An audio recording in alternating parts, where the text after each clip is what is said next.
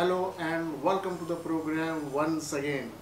हिंदुस्तान के पहले और अकेले शो में आपका स्वागत है, जो हमेशा आपको नित नई जानकारियों से अवगत कराता है। I am Gulshan Kumar, your host. Warmly welcome to the programme. मेरे प्रिय दर्शकों, आज हमारे साथ एक ऐसी शख्सियत मौजूद है जिनका शुभ नाम है निर्मल रतनलाल वैद। आप कला की दुनिया से हैं, साहित्य की दुनिया से हैं, संगीत की दुनिया से हैं, और इसके साथ साथ आध्यात्मिकता और आरोग्य, इन तीनों विषयों में आपको महारत हासिल है और आपने देश के लिए भी बहुत ही बेहतरीन कार्य किए हैं। नुक्कड़ नाटकों के माध्यम से पूरी जनता को जागरूक किया है और देश भर में उनके ये प्रोग्राम चलते रहते हैं। तो आज हम उन्हीं से आपको रूबरू कराने जा रहे हैं। आदरणीय sir, very good evening to you. आपका यमुनानगर में हार्दिक स्वागत है। बहुत बहुत धन्यवाद। और मेरे लिए बड़ी खुशी की बात है कि आप अपना कीमती वक्त निकाल कर हमारे बुलाने पर यहाँ पे तशरीफ लाए। इसके लिए न केवल मैं बल्कि तमाम यमुनानगर की ज़िले की जनता जो आपको देखेगी और आपका ये विचार जो है, आपका जो दृष्टिकोण देश भर में जाएगा, वो सबकी तरफ से मैं आपका धन्यवाद करता हूँ। तो सर, हम सबसे पहले बात करेंगे कला की दुनिया के ऊपर। आपको कला की दुनिया में तो महारत हासिल है। आप खुद मंडी हाउस में, जो कि नई दिल्ली के कलाकारों की मंडी बोला जाता है, जहाँ पे श्री राम सेंटर है, भारतीय कला केंद्र है, वहाँ पे इतने वर्ष गुजारे और सभी को आपने अभिनय में पारंगत किया। उसके बारे में विस्तारपूर्वक बताइए। बिल्कुल, ये बाल्यावस्था से ही मेरा कला के प्रति रुझान था। मुझे संगीत अच्छा लगता था। मैं जागरण में भी पूरी रात जाके बैठ के जागरण सुना करता था। कहीं भी संगीत का कार्यक्रम हो, ये कला जो है ना, प्रभु की देन है। तो ये कभी किसी को सिखाई नहीं जा सकती, हम इसको तराश सकते हैं। तो वो ऐसा भाव जागा जिससे मैं कला के प्रति जागरूक हुआ। स्कूल में थिएटर करते रहे, स्कूल में मंच पे बहुत कार्यक्रम किए।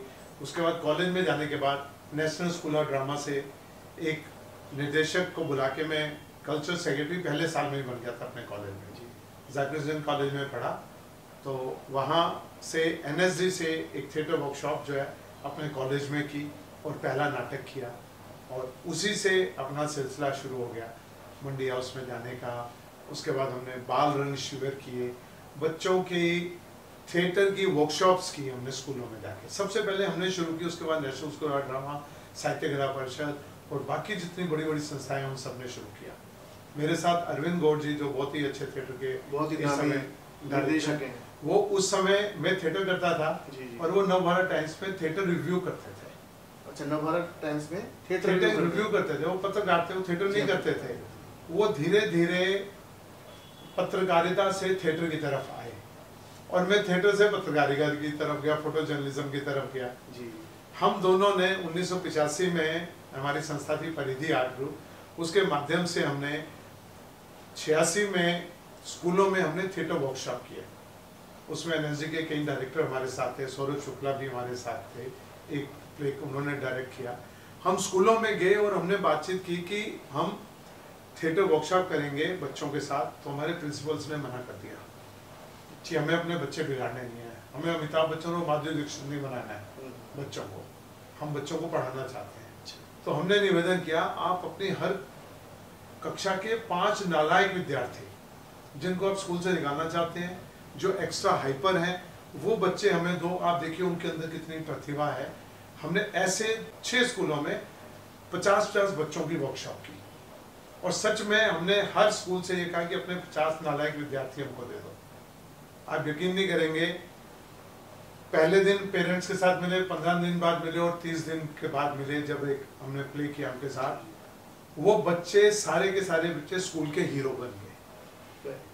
उनके अंदर कोई ना कोई प्रतिभा थी, कला थी, लेकिन हमारे जो शिक्षा प्रणाली है उससे हम ये नहीं जान पाते कि इस बच्चे में क्या प्रतिभा है, क्या कला है। तो वो जब उनके देखा, उनमें से कुछ स्पोर्ट्स में बच्चे निकल गए, कुछ लेखन में निकल गए, कुछ पेंटिंग में निकल गए, कुछ डांस में निकल गए, कुछ स्पीच में निकल गए, कुछ थिएटर। ऐसे आज टीवी स्टार्स 2-3 हैं मुंबई में एस्टेब्लिश, जो हमारी उन पहली वर्कशॉप में हमारे साथ थे। तो उससे रुझान हुआ कि हमने कला के माध्यम से क्यों ना हम जन जागरण करें। हमने नुक्कड़ नाटक आरंभ करने शुरू किए। समस्याओं को लेके, ट्रैफिक के ऊपर नुक्कड़ नाटक किए, हिंदी दिवस के ऊपर नुक्कड़ नाटक किए, और उसके बाद हमने करीब 2.5 लाख से अधिक नुक्कड़ नाटक कर चुके हैं पूरे देश में। 2.5 लाख से जी 2.5 लाख के करीब कर चुके हैं जी। और उसमें मेरी बेटी मेरा अभिमान, छुपे Rustam the silent killer, hypertension और डायबिटीज के ऊपर हमने एक नुक्कड़ नाटक किया जिसके हम Limca book of world record भी बना चुके हैं। बहुत अच्छी। वो तिहाड़ जेल में कैदियों को भी नुक्कड़ नाटक सिखाया, और तिहाड़ जेल में लगभग 9,800 से अधिक कैदियों और जो हमारे जवान हैं पुलिस के, उन सबके ब्लड प्रेशर और शुगर भी चेक किए, और हाइपरटेंशन और डायबिटीज के प्रति उनको अवेयर भी किया। 9 जेलों में हमने सबको नुक्कड़ नाटक, 9 जेलों के अलग अलग उनमें एक एक ग्रुप को लेकर नुक्कड़ नाटक कराए, जो लगातार वहाँ करते रहे। और ये इतना बड़ा कैंपेन था कि ये Limca book of world record में आ गया। गिनीज बुक में कोई ऐसा वो नहीं है, नहीं तो ये गिनीज बुक वर्ल्ड रिकॉर्ड भी बन जाता। जैसा कि अभी आपने जानकारी दी है कि आपने बहुत अच्छी बात की कि किस प्रकार आपने प्रतिभाओं का मूल्यांकन किया, उनको निखारा। अब कहा भी जाता है कि हमारे देश में बहुत सारी प्रतिभाएं अज्ञात रह जाती हैं। बिल्कुल। जिस प्रकार सागर की अंधेरी गहराइयों में कितने मोती दबे छिपे रहते हैं, उनका मूल्य कोई नहीं जान पाता। जिस प्रकार अनगिनत सुंदर फूल निर्जन स्थानों पर खिलकर रेगिस्तानी हवाओं पे अपनी मधुर खुशबू लुटा देती हैं, उनकी मधुरता और सुंदरता कोई नहीं देख पाता। तो मेरा आपसे सवाल ये है कि जब कोई ऐसा प्रतिभाशाली शख्सियत आती थी, कोई स्टूडेंट आता था, आप उनकी प्रतिभा का सबसे पहले कैसे मूल्यांकन करते थे? नहीं, हमारा तो एम ही यही था। हम स्कूलों में वर्कशॉप्स करते थे, हम थिएटर की वर्कशॉप करते थे, पेंटिंग की वर्कशॉप करते थे, कविता की वर्कशॉप करते थे, कला के जो अलग अलग आयाम है इसकी वर्कशॉप करते थे। उस वर्कशॉप से पता लग जाता है कि किन बच्चों का रुझान किस तरफ है। जी जी। वो अपने आप एक दिन की भी वर्कशॉप अगर हम करेंगे 5-6 घंटे की, उसमें कविता हो, थिएटर हो, पेंटिंग हो, डांस हो, म्यूजिक हो, सिंगिंग हो, तो हम अच्छे गुरु जब जाते हैं और बच्चों के बीच में जब हम कार्यशाला आयोजित करते हैं, उसका अर्थ ये होता है कि उनमें से उन बच्चों का चयन कर लेना जो उस कला में उसके अंदर लग जाता था कि इनके अंदर वो बीज है, इसको सिर्फ तराशने की आवश्यकता है। वो आप समझ जाते थे और वो उसको फिर निखारने का कार्य हर गुरु समझ जाता है। लेकिन आप किसी के अंदर कला नहीं है उसको कलाकार नहीं बना सकते जी। आप आज चाहें कि दुनिया का सबसे अमीर आदमी बिल गेट्स अपने बच्चे को सिंगर बना नहीं सकता, ना उसको प्रिंटर बना सकता है। तो कहने का मतलब है कि कला ईश्वर की जब कृपा होती है तभी कला किसी मनुष्य के अंदर आती है। और हर मनुष्य में मैं कहता हूँ कोई ना कोई अलग प्रकार की कला है, चाहे बोलने की कला है जी, इतनी सारी विधाएं हैं। आज मंत्र पढ़ना भी एक कला है। बिल्कुल सही बात, ठीक है ना। अच्छी तरह से आप जैसे इतने अच्छे एंकर हैं, ये कितनी बड़ी कला है, बोलने की कला है।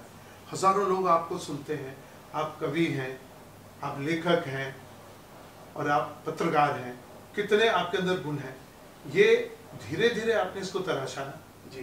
पहली बार जब आपको पता लगा होगा कि मैं कुछ लिख सकता हूँ, आपने लिखना शुरू किया, किसी को सुनाया, तो इसी प्रकार से हम जो भी बच्चा कुछ थोड़ा सा भी लिखता था उसको कविता, बड़े कवि जब नए बच्चों के साथ जाते हैं वो अपनी कुछ भी कविता सुनाएं या उनकी कविता सुनेंगे, उनकी पेंटिंग बनते हुए देखेंगे तो उनको मन करेगा कि मैं भी इस तरह की पेंटिंग बनाऊं।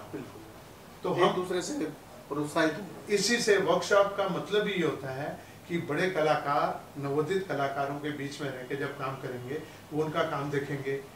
आज सिंगर ही देख लीजिए, आप जब गुरु के पास जाते हैं, गुरु गाता है, आपका अच्छा कान होना चाहिए, आप गुरु की आवाज को सुनते हैं और उसकी रियाज करते हैं। फिर एक सप्ताह बाद उनको सुनाते हैं जाके, फिर वो कहते हैं नहीं यहाँ तुम गलत हो, फिर गुरु गा के सुनाता है। इसमें कोई वो तो है नहीं कि आपको कुछ रिटर्न में वो दे दिया आपको करने के लिए जी। एक बहुत अच्छी बात इसमें आपने ये कही है, मैं तमाम दर्शकों को भी कहना चाहता हूँ कि जो कलाकार होता है वो जन्मजात भी होता है।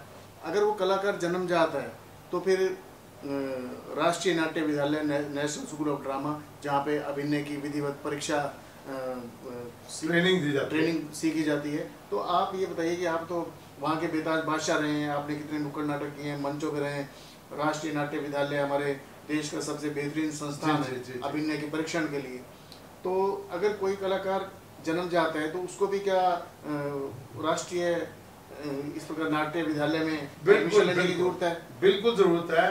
आप देखिए फिल्म इंडस्ट्री में जब राष्ट्रीय नाट्य विद्यालय नहीं था तब भी कलाकार जाते थे, जी जी, पूरी दुनिया में जाते हैं, लेकिन जो थिएटर से मंच के आता है, ये कला जो है अभ्यास की इसको जरूरत है। एक गायक भी कच्ची आवाज होती है, रियाज करके अपनी आवाज को निपुण करता है, एकदम परफेक्ट बनाता है। उसी प्रकार से थिएटर भी, उसी प्रकार से पेंटिंग भी, उसी प्रकार से लेखन भी, बिना प्रयास के, बिना अभ्यास के हम अपनी कला में निपुण नहीं हो सकते। बिल्कुल सही। आप क्रिकेट को भी ले लीजिए ना, क्रिकेट के लिए भी कोचिंग जरूरी है ना। बड़े बड़े जो क्रिकेटर बने एक सेल्फ टॉट होते हैं, पेंटर भी सेल्फ टॉट होते हैं, लेकिन जब आप प्रॉपर ट्रेनिंग ले लेते हैं तो आपकी कला में निखार आ जाता है। आप जिसको पेंटिंग बिल्कुल नहीं आती, जिसको गाना गलाई आवाज ही नहीं है, आप उसको गायक नहीं बना सकते। वो जन्मजात होता है, कला का बीज जो आपके अंदर होता है। आपके पास बोलने की कला है, आप पेंटिंग नहीं कर सकते जी। और जिसके बाद पेंटिंग की कला जन्म जाता है वो अच्छे वक्ता नहीं हो सकता है। तो ये प्रभु की देन है, अच्छा वक्ता बनना, अच्छा पेंटर बनना, अच्छा डांसर बनना, और आप उसको केवल तराश सकते हैं, उसको और सुंदर अच्छा कर सकते हैं। सबसे बड़ा एग्जांपल देखिए, किशोर कुमार ने कोई विधिवत ट्रेनिंग नहीं ली, है ना, जन्मजात कलाकार। एक्टर भी हैं, राइटर भी हैं, डायरेक्टर भी हैं, एडिटर भी हैं, संगीतकार भी हैं, गायक भी हैं, कितनी विधाओं को जानते थे। मतलब कि वो एक कला की विविध विधाओं से परिचित है। जी जी जी। सर मैं एक बात और पूछना चाहता हूँ आपसे, जैसे आप रंगमंच गए, थिएटर गए, बात तो एक ही है।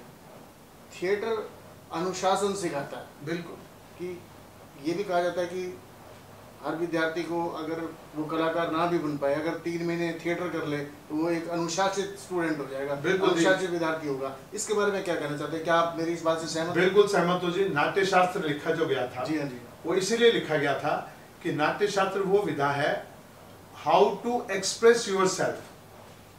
जी, एक थिएटर करने वाला अच्छा लाइटिंग भी करता है, अच्छा मेकअप भी कर सकता है, अच्छा कॉस्ट्यूम डिजाइनर भी बन सकता है। थिएटर में कितनी सारी विधाएं हैं, बहुत सारी विधाएं हैं, और वो निर्देशक से लेकर, संगीतकार से लेकर, गायक से लेकर, कॉस्ट्यूम से लेकर, इतनी सारी विधाएं हैं। आप उस सब में से किसी एक को चुन के अपना भविष्य भी संवार सकते हैं, उसमें अपना रोजगार भी तलाश सकते हैं। जी बिल्कुल। तो थिएटर जापान में 6ठी, 7वीं, 8वीं 3 साल पहले भारत में भी थिएटर कंपलसरी था। मेरा ये मानना है कि थिएटर हर स्कूल में 3 साल 6, 7, 8 में बच्चों को थिएटर कराना चाहिए। उससे आप देखते हैं बच्चा 100 में से 100 नंबर ले आता है, लेकिन वो स्टेज पर खड़ा होकर 2 शब्द नहीं बोल पाता। बिल्कुल ठीक है। हाउ टू एक्सप्रेस योरसेल्फ, अपनी बात को किस अच्छे ढंग से रखना है, ये केवल आप थिएटर से ही सीख सकते हैं। थिएटर से ही सीख। ये बहुत ही महत्वपूर्ण जिक्र किया है कि थिएटर एक ऐसा माध्यम है जहाँ से आपको एक नई न केवल चेतना मिलती है, अनुशासन भी मिलता है, आपको सारी विधाओं में पारंगत भी किया जाता है, और आप आत्मविश्वास से भर जाते हैं, और उसके बाद में आपकी जीवन शैली में जो आश्चर्यजनक परिवर्तन होते हैं उनकी मिसाल नहीं दी जा सकती, क्योंकि वो बेमिसाल होते हैं। बिल्कुल ठीक है जी, तो बहुत ही अच्छी बात कही। अब हम अगला विषय लेंगे। आप थिएटर के बेताज बादशाह हैं, आपने बहुत बेहतरीन काम किया है। इसके अलावा जो आपका आध्यात्मिकता की तरफ बहुत ज्ञान है आपका, बिल्कुल ठीक है। इसमें मैं अभी रंगमंच, इसके बारे में प्रधानमंत्री जी ने आपको एक बहुत ऊंची पदवी भी दी है, तो थोड़ा उसके बारे में भी बताइए आप। जी, वो एक तीसरा पहलू हो गया। अभी अध्यात्म की तरफ मैं ये कहूँगा, स्पिरिचुअलिटी या अध्यात्म, ये हमारे जीवन में बहुत जरूरी है जी। आज हमारे सनातन धर्म में अध्यात्म की वजह से ही हम विश्व गुरु कहलाए हैं। हमारे इतने ऋषि मुनि हुए हैं, और अध्यात्म, कला और आरोग्य तीनों एक दूसरे के साथ जुड़े हुए हैं। आज अध्यात्म में आप ये देखिए, किसी भी धर्म में कोई भी प्रार्थना संगीत में होती है। कोई भी ऐसा धर्म नहीं है जिसमें प्रार्थना संगीत में ना हो। चाहे सिख धर्म ले लीजिए, जैन धर्म ले लीजिए, आर्य समाज ले लीजिए, सनातन धर्म ले लीजिए, चर्च में भी जो प्रार्थना होती हैं सारी म्यूजिकल होती हैं। इस्लाम में भी जो हम सूफी गायकी है वो वंदना है, और वो भी म्यूजिक है, ईश्वर की वंदना। तो इसका मतलब ईश्वर को भी संगीत पसंद है जी। संगीत शिव द्वारा, नृत्य शिव द्वारा ही इस पूरी सृष्टि को मिला है जी। कला, अध्यात्म और कला दोनों एक दूसरे के साथ पिरोए हुए, हम उनको अलग नहीं कर सकते। तो आप किसी भी क्षेत्र में चले जाएं, योग हमारा है। योग देखिए, हमारे हर नृत्य में योग है। आप भरतनाट्यम ले लीजिए, जितने हमारे क्लासिकल नृत्य हैं उनमें कहीं ना कहीं योग का पूर्ण तरह से इस्तेमाल है। जी जी। उन नृत्यों में योग की मुद्राएं हैं, हर हाथों की मुद्राएं जो हैं वो भी योग से ही ली गई हैं जो हमारे नृत्यों में है।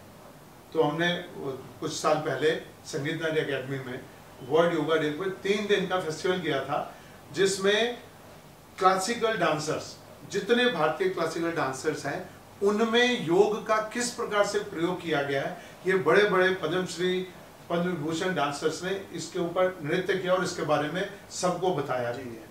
हमारे फोक है, हमारे ट्राइबल डांस है, हमारे मलखम्ब हैं, हमारे इतनी सारी विधाएं हैं खेलों की जो फोक से ट्राइबल से जुड़ी हुई हैं। कलरी पत्तू है, थांथा है, जो मार्शल आर्ट भी है वो भी हमारे योग से सारी जुड़ी हुई है। सब एक दूसरे के पूरक हैं। हमारे वाद्य यंत्र जितने हैं, आप देखिए डमरू से आरंभ हुए थे, आज हमारे वाद्य यंत्र हैं, बजाने वाले इतने सारे साज हैं। तो ये सब रियाज और इनके ऊपर अध्यात्म का इतना अधिक प्रभाव है कि आज ध्रुपद गायकी में केवल वेदों के श्लोक गाए जाते हैं। अगर एक मुस्लिम या क्रिश्चियन ध्रुपद गायक है वो भी हमारे वेदों के श्लोकों को ही गाएगा और उन्हीं के द्वारा ध्रुपद गायकी है। आप इसको अलग नहीं कर सकते हैं। नाद ब्रह्म है और उसी से सारे वाद्य यंत्र निकले हैं, सारा संगीत उसी से निकला है। तो संगीत से हम अपने आप को स्वस्थ भी कर सकते हैं, इसलिए आरोग्य भी इसके बाद जुड़ गया। एक अच्छा संगीत सुनने से आपकी डिप्रेशन दूर हो सकता है। बिल्कुल, ठीक है ना। आप कोलाहल ट्रैफिक में से जब आते हैं तो आप कितने परेशान और दुखी हो जाते हैं। वहीं आपका आपने अगर क्लासिकल, आपने सितार लगा दिया, इतने हमारे म्यूजिकल इंस्ट्रूमेंट्स हैं जो क्लासिकल, आप उनको सुनिए और देखिए आपको कितनी शांति मिलेगी। जी, आप परम ब्रह्म को पा सकते हैं संगीत के माध्यम से, अध्यात्म के माध्यम से, अपने योग के माध्यम से, मेडिटेशन के माध्यम से। हमारी देखिए इतनी सारी विधाएं हैं और सब एक दूसरे के साथ जुड़ी हुई हैं। एक इसमें बहुत अहम सवाल आता है कि हम जब दक्षिण भारत की बात करते हैं, दक्षिण भारत कला का एक केंद्र माना जाता है और वहाँ पे हर घर के अंदर, जैसे आपने भरतनाट्यम का जिक्र किया कि वहाँ पर भरतनाट्यम हर घर में सीखने की एक परंपरा है। ठीक है ना, जो भी लड़की होगी वो भरतनाट्यम सीखेगी। कला के प्रति उनकी जो गहराई से रुचि होती है उत्तर भारत में वो देखने को नहीं मिलती। आप इस बात से सहमत हैं? जी सहमत है। उसका मुख्य कारण है जी, उत्तर भारत में हमारे यहाँ कला बहुत ही विकसित थी, लेकिन जो पिछले 2000 साल में जो भारत के ऊपर आक्रमण हुए, शक आए, हून आए, मुगल आए, तुर्क आए, इतने सारे आए, उन्होंने धीरे धीरे करके हमारी इन चीज़ों को नष्ट किया। हमारे मंदिर भी उत्तर भारत में अधिक नष्ट हुए हैं। दक्षिण भारत में देखिए आज भी कितने भव्य मंदिर हैं, कितने प्राचीन और आज भी बहुत बेहतरीन, बिल्कुल कला के अद्भुत नमूने हैं, और वो उत्तर भारत में नष्ट हुए। जी जी। उत्तर भारत की संस्कृति भी उतनी नष्ट की गई क्योंकि सब उत्तर की तरफ से ही आए थे भारत में, तो वहाँ आक्रमण हुआ। जितने सुंदर मंदिर तमिलनाडु, आंध्र प्रदेश, कर्नाटक, ऐसे ऐसे मंदिर हैं कि पूरे पहाड़ काट कर ऊपर से मंदिर बनाए हुए। आज भी 2000, 3000, 4000 साल पुराने मंदिर मिल जाएंगे। उत्तर भारत में उन मंदिरों के ऊपर ताजमहल बन जाता है, उन मंदिरों के ऊपर कुतुब मीनार बन जाता है, उन मंदिरों के ऊपर आप देखते हैं कितने सारे चीज़ें मंदिरों के ऊपर तोड़ के मंदिरों को बनाई गई हैं। तो ये कारण रहा है। और लेकिन अब धीरे धीरे चीज़ें ठीक हो रही हैं, हम वापस अध्यात्म की ओर जा रहे हैं। हमारे युवा धीरे धीरे करके, क्योंकि हमारी स्थिति इतनी बिगड़ गई थी कि अब दोबारा से हम सबको मिलकर पुनः उसी गौरव में इतिहास, उसी गौरव में जो हमारी धरोहर थी, संस्कृति थी, उसको हमें पुनर्जीवित करना है।